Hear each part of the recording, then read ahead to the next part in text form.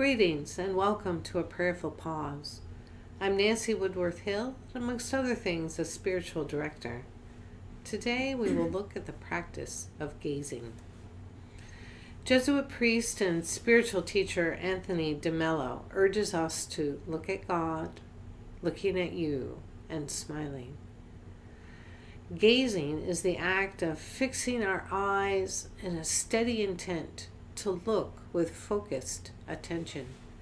Gazing evokes feelings of curiosity and pleasure, interest, wonder, awe, and love. Jane Vennard, in her book The Way of Prayer, states that gazing at icons in the created world, seeing others, and being seen through the eyes of Christ are all forms of prayer. Praying by gaze can be practiced in community, as in the Eastern Orthodox tradition where icons fill churches and are part of the liturgy. We can also pray alone in front of a painting, or by gazing at the created world in the midst of our busy lives. Gazing helps us attend to the holy that surrounds us in art, nature, and other people.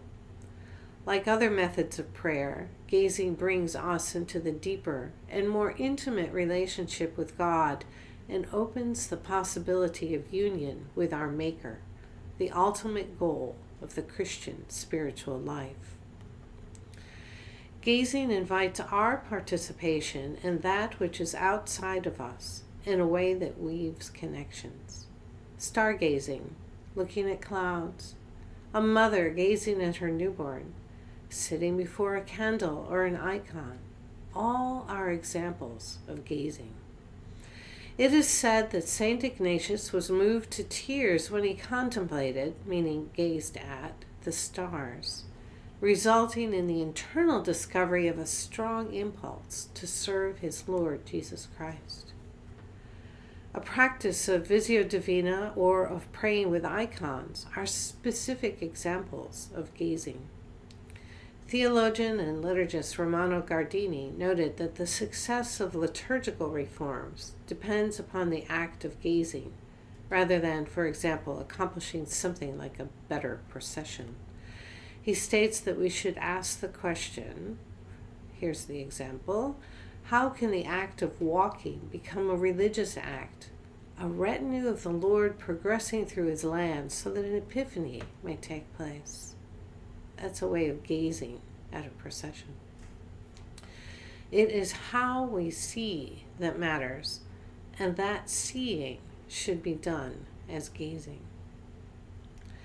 As with any practice, there's some preparation, so one needs to set aside some time and space, and one needs to prepare your field for gazing. So it could be an icon, it could be looking out the window, it could be a memory that's a little more difficult but possible.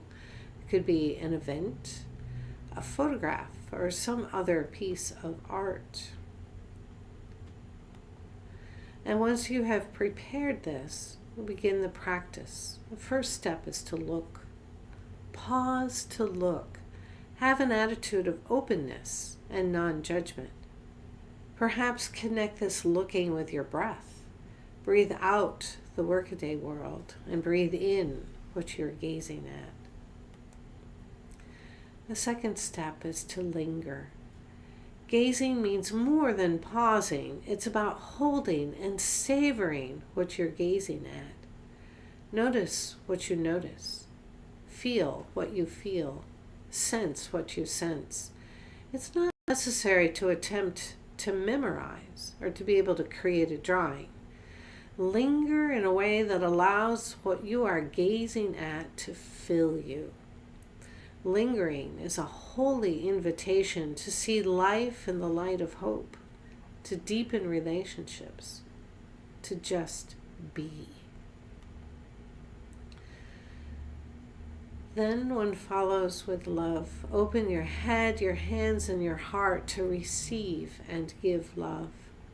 All is one in communion with the Creator. Allow what you're feeling to be held in presence. So these are the 3 steps. Again, to look, pause to look, whatever draws your attention. And then linger. Stay with it. Allow it to fill you. And love. Allow yourself to be held in this presence, God's presence. You can choose to end in a number of ways. You could bring yourself to stillness, solitude, and silence. Or it can do a gratitude or journaling practice, or whatever way seems best to you in the moment. It is possible to practice gazing with God, meaning that we are aware that we too are in God's gaze. Ponder what it means to know God gazes upon us, that we are known in this way. We begin to know God. As A.W. Tozer writes, when we lift our inward eyes to gaze upon God, we are sure to meet friendly eyes gazing back at us. For it is written that the eyes of the Lord run to and fro throughout all the earth. The sweet language of experience is, Thou, God, seest me. When the eyes of the soul looking out to meet the eyes of God looking in, heaven has begun right here on this earth. If this video has been helpful to you, please consider sharing it. Go in peace.